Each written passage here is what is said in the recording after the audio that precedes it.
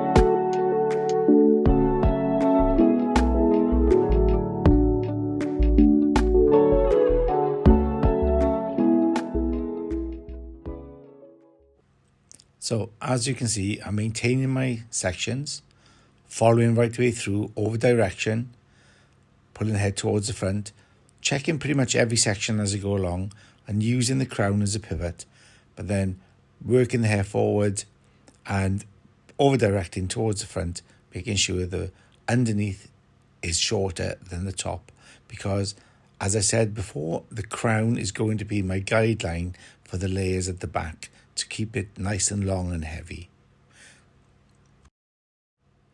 So here, this is where you can see I'm taking my guide from the hair that's already cut from the crown. This is why it's so important that where I put my parting from the crown to behind the ears, that dictates throughout the haircut how long I keep the hair.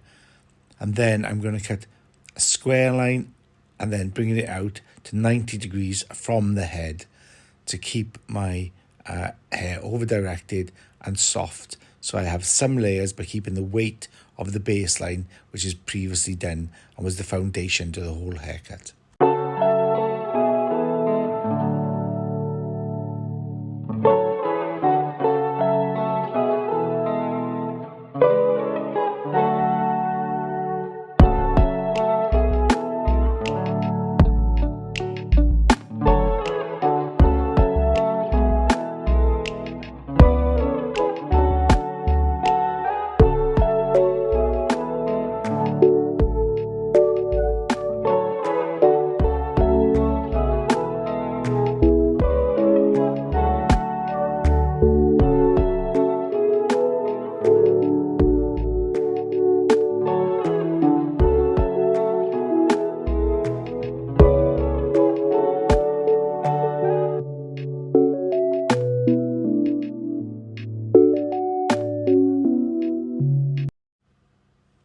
So this is where you see me blow drying. I'm using my trusty Dyson, a dryer which I couldn't be without these days. I absolutely adore it. And also my Kent salon brushes. I think I'm using a 43mm Kent brush here. And I've done a radial section all the way around the head. And I find this is one of the quickest ways to blow dry hair. And it's a tip I give everybody, is to make these radial sections about the width of a brush. And then do another one inside of that section, so you have a circle within a circle, and then split the last one in two, and that's how easy it is to blow dry in this formation or with this sectioning pattern. And I love to do it in the salon on a regular basis. As you can see, I'm letting the hair cool down on the brush to give it that bevel feel at the end, keeping it soft. And I'm keeping the hair drier, pointing downwards as I blow dry to smooth out the hair. And when it's dry, then I'll reverse it. And only then will I turn it back on itself to give myself that bit of a curl or that bit of a kink on the ends, which will send the hair backwards and away from the face.